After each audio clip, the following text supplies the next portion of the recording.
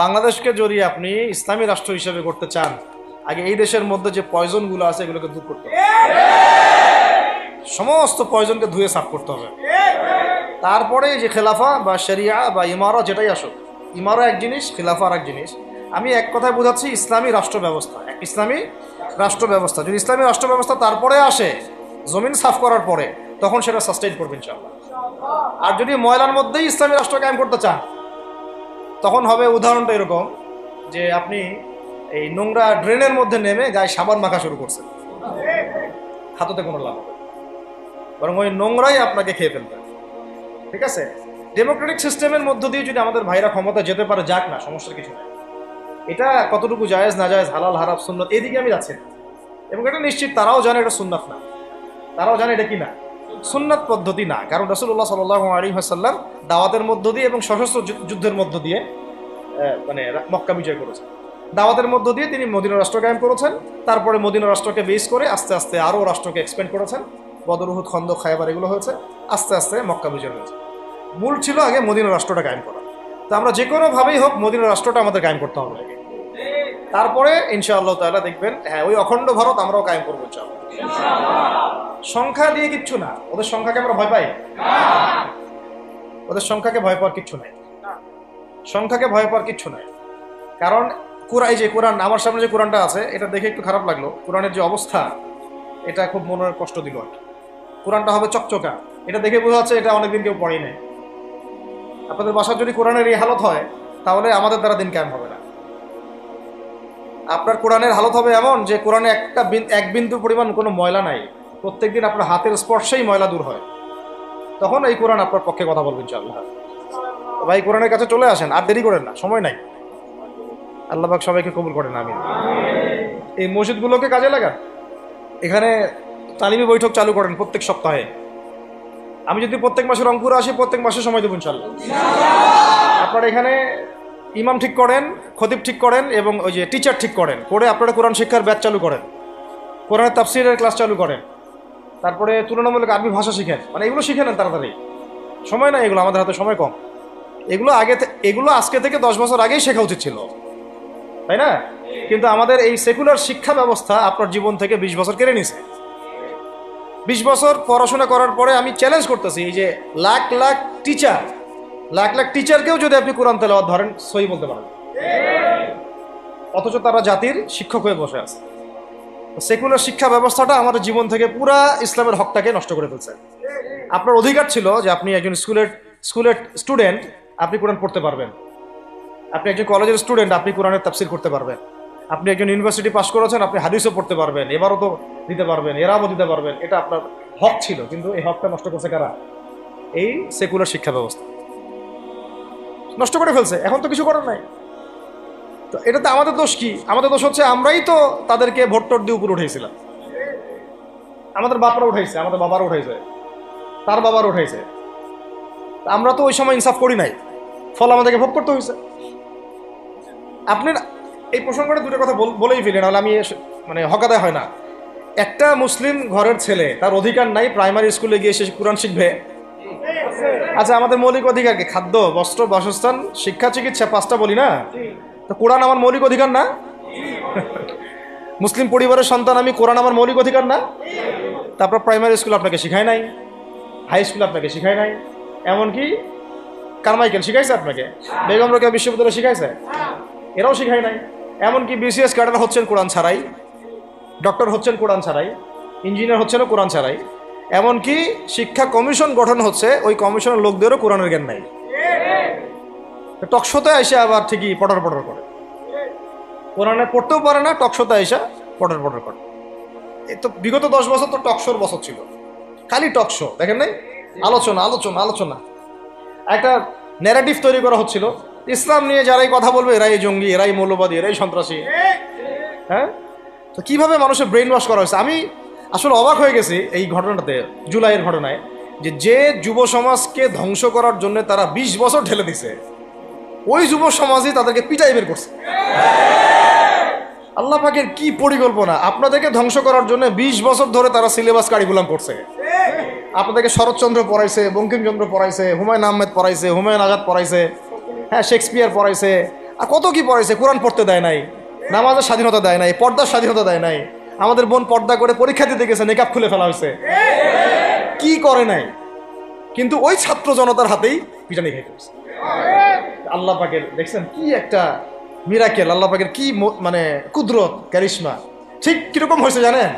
ঘটনাটা হয়েছে এরকম যে ফেরাউনের ঘরেই মুসা আলাইহিস সালামকে আল্লাহ পাক বড় করছে। মাশাআল্লাহ। তো আপনাদেরকে ধ্বংস করার জন্যই কিন্তু এই পলিসিগুলো অ্যাপ্লাই করা হয়েছে। এখন যে আল্লাহ পাকের রহমতে আপনারা বিপদে যান নাই, আলহামদুলিল্লাহ। এখন যেটা আল্লাহ পাক বোঝার তৌফিক দিচ্ছেন, দেখেন আপনারা কোরআন শিখতে পারতেন, এখানে পারেন নাই। শিক্ষা কমিশনের মধ্যে কোরআন নাই। শুধু তাই না, দেখেন 360 জন এমপি মন্ত্রীকে আপনি বসায় দেন, 360 জন এমপি মন্ত্রীকে বসায় তাদের সবাইকে শুধু কিচ্ছু না, আমি বলবো খালি সূরা ফাতিহা তিলাওয়াত করতে বলেন। পারলে শুধু মমতাজ পারতে পারে নাকি? কারণ তার তো বুখারী মুসলিম সিয়াসিত তার পড়া আছে, ওটা পড়া ছিল আর কি, এটা পড়া ছিল, তো হয়তো সে পারতে পারে না, পারলে তো ভালো, খারাপ কিছু না, ঠিক আছে। তো বাকি কেউ কিন্তু পারে না। বেশি দিয়ে না, অল্প শেষ করতেছি। তো এখন প্রিয় ভাইরা, এখন কথা অনেক হয়ে গেছে, মূল কথা হচ্ছে যে আমাদেরকে এখন একটা নতুন উদ্দেশ্য নিয়ে, টার্গেট নিয়ে, একটা মিশন নিয়ে আগামীকাল থেকে পথ চলতে হবে ইনশাআল্লাহ। প্রথম গন্তব্যটা কি? আমরা বাংলাদেশকে একটা মদিনা রাষ্ট্র কায়েম করতে চাই। সেটা যদি করতেই হয় তাহলে আমাকে কার আদলে করতে হবে, কার সুন্নতে করতে হবে? নবী মুহাম্মদ সাল্লাল্লাহু আলাইহি ওয়াসাল্লামের তরিকায়। এবং তার তরিকার প্রথম কাজটাই হচ্ছে আগে ইলম শিখতে হবে। কি শিখতে হবে? এই মসজিদগুলোকে কাজে লাগান, মাদ্রাসাগুলোকে কাজে লাগান। এবং 2 নম্বর হচ্ছে ইলম একা একা শেখা যাবে না। ইলম একা একা শেখা যাবে না। 20 বছর তো আপনি একা পড়াশোনা করেন নাই, প্রতিষ্ঠান ছিল, ওস্তাদ ছিল, তাই না? টিচার ছিল, আপনার একাডেমিক কারিকুলাম ছিল। ঠিক ওইরকমই দিনের ইলমও একা একা শেখা যাবে না, ওস্তাদ লাগবে। এবং আলহামদুলিল্লাহ আমাদের বাংলাদেশে ওস্তাদদের অভাব নাই, আলহামদুলিল্লাহ। প্রত্যেক জেলায় জেলায় উপজেলায় সব জায়গাতেই মুহাক্কিক বরেণ্য আলেমগণ আছেন, আলহামদুলিল্লাহ। আর আপনি খুঁজে বের করবেন কে মুহাক্কিক আলেম। আমি কিছু মানে তাদের বৈশিষ্ট্য বলতে পারি যে তারা নিজেকে জাহির করেন না, বিনয়ী হন, অহংকারী হন না, তারা এত বেশি আইওয়া শোডাউন এত পছন্দ করেন না, নিজেকে আড়াল করার চেষ্টা করেন, হক কথা বলতে তারা ভয় করেন না, এবং তারা অনেক গভীর জ্ঞানের অধিকারী হওয়া সত্ত্বেও অনেক বেশি বিনয়ী হন না। এগুলো দেখে আপনি চিনবেন, ঠিক আছে? আমাদের সালাফরা তো বলতেন যে মুহাক্কিক মানুষকে পাবেন 2 জায়গায়, এক হচ্ছে মাটির তলে, আরেকটা হচ্ছে জেলখানায়, ঠিক আছে? তো যাই হোক, এখন অনেক বরেণ্য উলামায়ে কেরাম আমাদের সমাজে আছেন, তাদের যে কারোর সাথে অন্তত একজনের সাথে নিসবত রাখেন, অন্তত একজনের সাথে নিসবত রাখেন, ঠিক আছে? তো এটা আমাদের সৌভাগ্য আলহামদুলিল্লাহ যে বাংলাদেশে বহু মাদ্রাসা, বহু কওমি মাদ্রাসা, আলিয়া মাদ্রাসা, অনেক ধরনের মাদ্রাসা আছে। কিছু সংকীর্ণতা বা কিছু সমস্যা আমাদের মধ্যে থাকতে পারে, এটা যে কোনো জায়গায় থাকতে পারে, কিন্তু আলহামদুলিল্লাহ এই খেদমতটুকু আছে বলেই এখন পর্যন্ত দ্বীন ইসলামকে তারা মিটাইতে পারে নাই, আলহামদুলিল্লাহ। তো ইলম শিখবো 1 নাম্বার, 2 নাম্বার হচ্ছে ইলম মুহাক্কিক কোন আলেমের সোহবতে শিখবো, একা একা শিখবো না। 3 নাম্বার হচ্ছে যা শিখবো আমলে নিয়ে আসতে হবে। কি বললাম? যা শিখবো আমলে নিয়ে চলে আসতে হবে, ফেলে রাখা যাবে না। আল্লাহ আমাকেও তৌফিক দেন, আপনাদের সবাইকে তৌফিক দান করেন। 4 নাম্বার সময় কাজে লাগাইতে হবে, সময় কাজে লাগাইতে হবে। কোনো অবস্থাতেই আর হেলায় ফেলায় সময় নষ্ট করবো না, আমিও করবো না ইনশাল্লাহ, আপনারাও করবেন না ইনশাল্লাহ। 5 নাম্বার হচ্ছে নিজের প্রতিভাকে খুঁজে বের করবেন। সবাইকে আল্লাহ কিছু না কিছু প্রতিভা দিছে, প্রতিভা খুঁজে বের করে ইসলামের জন্য কাজে লাগাবে।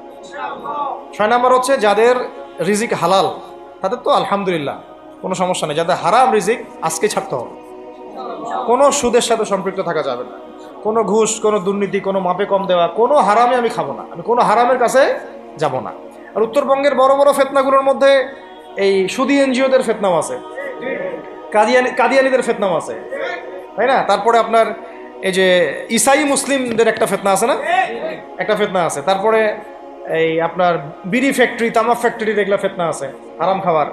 আবার নতুন করে ইসকনের ফেতনাও উত্তরবঙ্গে দেখা যাচ্ছে।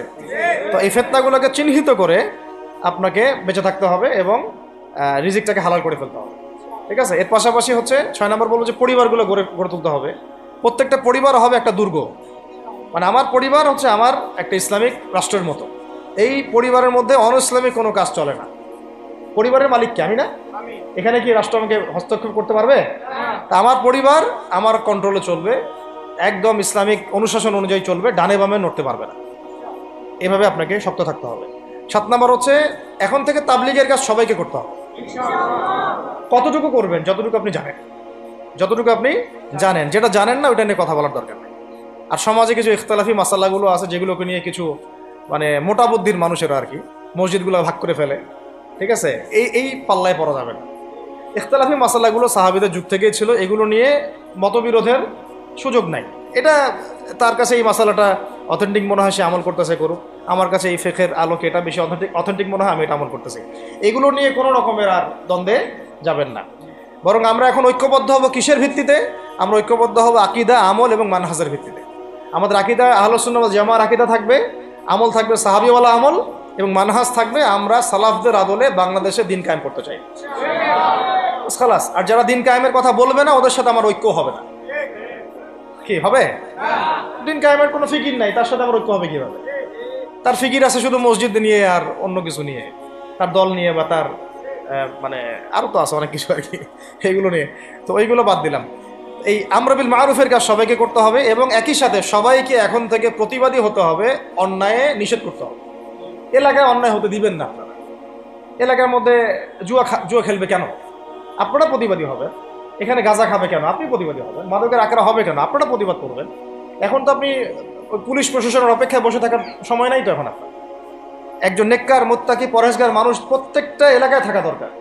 আপনাদের মধ্যে একটা জামা বা কমিউনিটি থাকা দরকার, মানে একটা অ্যাসোসিয়েশন থাকা দরকার, যারা ওই এলাকাকে সংস্কারের কাজ করবে ইনশাআল্লাহ। অথবা বৃহত্তর সংগঠন যেগুলো আছে বাংলাদেশে, তাদের অঙ্গ সংগঠন হিসেবে আপনারা কাজ করতে পারেন। আল্লাহ পাক তৌফিক দান করেন।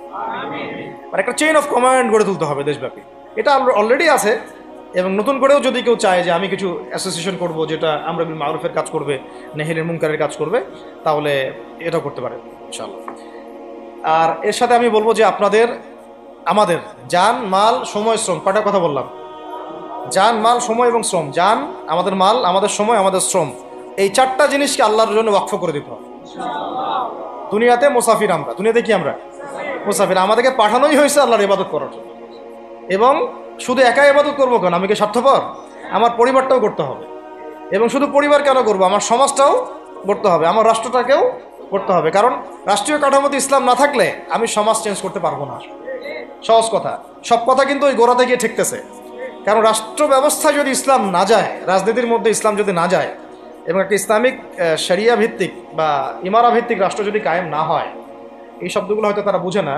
মানে ইসলামী একটা রাষ্ট্র ব্যবস্থার কাঠামো যদি না থাকে, তাহলে আপনি ব্যাংকিং সিস্টেমকে সংস্কার করতে পারবেন না, সুদের মধ্যে সংস্কার আনতে পারবেন না, শুধু এনজিওর বিরুদ্ধে আপনি কোনো পদক্ষেপ নিতে পারবেন না, আপনি সমাজের এই যে ফাসাদ, নোংরামি, এগুলো বন্ধ করতে পারবেন না, আপনি এই যে কাদিয়ানি মতবাদের বিরুদ্ধে কিছু করতে পারবেন না, ওদের অর্থনৈতিক ডানা আপনি কাটতে পারবেন না, ওদের পলিটিক্যাল সাপোর্ট আপনারা কাটতে পারবেন না।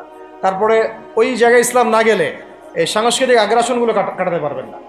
পাশের প্রতিবেশী রাষ্ট্রদের যে আগ্রাসী ভূমিকা, এগুলোর ব্যাপারে আপনি কোনো পদক্ষেপ নিতে পারবেন না। তাই ওই জায়গায় পর্যন্ত যদি না যেতে পারি আমরা, তাহলে কথাগুলো শুধু বলাই হবে, কোনো বাস্তবায়ন হবে না। অতএব আমাদের মূল কাজ একটা, এখন ওই উপরের লেভেলে ইসলামকে নিয়ে যাওয়া। এই কাজগুলোর মধ্য দিয়ে আমরা ইসলামকে নিয়ে যাবো ইনশাআল্লাহ তাআলা। আর সর্বোপরি আসন্ন সময়গুলোতে যখন ওলামায়ে কেরাম, আমাদের বরেণ্য আলেমগণ, আমাদের বরেণ্য ওস্তাদগণ এবং আমাদের তুল্লাবরা, আমাদের জামাআগুলো, আমাদের ইমারাগুলো এবং আমাদের ইসলামী সংগঠনগুলো, তারা যখন মাঠে থাকবে, তখন তাদেরকে একা ছেড়ে দেওয়া যাবে না। মই দিয়ে গাছে উঠায় মই টানা যাবে না। শাপলা চত্বরে এই কাজটা করছেন আপনারা, কিন্তু শাপলাতে কিন্তু এই কাজটা হয়েছে। ওখানে কিন্তু এতগুলো ভাইয়ের ওখানে শহীদ হওয়ার কথা ছিল না, এত সহজ ছিল না বিষয়টা। কিন্তু কিছু ভাই ছিল ওখানে, আমাদের সাথে প্রতারণা করেছে, মই দিয়ে আমাদের কিন্তু মই টেনে নিছে, আমাদেরকে উপরে উঠাই দিছে। এরপর থেকে তো কত জেল, কত জুলুম, কত মামলা মোকদ্দমা, কত গুম হয়ে গেল। শাপলার পর থেকে হিসাব করেন তো। এবার এই ভুলগুলো আর করতে যায় না, এই মুনাফিকিগুলো আর কেউ করতে যায় না। আল্লাহর ওয়াস্তে আপনারা ওলামায়ে কেরামদের সাথে থাকেন, হাত শক্ত করেন, মই দিয়ে আবার গাছে উঠায় মই টানে নিয়েন না। আমি কি বুঝাতে পারছি? বুঝতে পারি না। অর্থাৎ ওলামায়ে কেরামগণ যখন মাঠে থাকবেন, ইসলামী সংগঠনগুলো যখন মাঠে থাকবে, আপনাদেরকে আমরা পাশে চাই। পাশে পাবো তো ইনশাআল্লাহ। আল্লাহ পাক যেন আমাদের সবার এই আওয়াজকে কবুল করেন। আল্লাহ পাক আমাদেরকেও কবুল করেন, আমাকে কবুল করেন, আপনাদের সবাইকে কবুল করেন। আমাদের গন্তব্য একদম স্পষ্ট, হয় খেলাফা না হলে শাহ, হয় খেলাফা না ওলা শাহাদা। ইনশাআল্লাহ তাআলা দুটোর যেটাই হোক না কেন আমরা সফল। আল্লাহ পাক আমাদের সবাইকে এই কথাগুলো বোঝার ও আমল করার তৌফিক দান করুন। أقول قولي هذا أستغفر الله لي ولكم ولسائر المسلمين. بارك الله لنا ولكم بالآية الحكيم إنه تعالى جواد كريم بر رؤوف رحيم.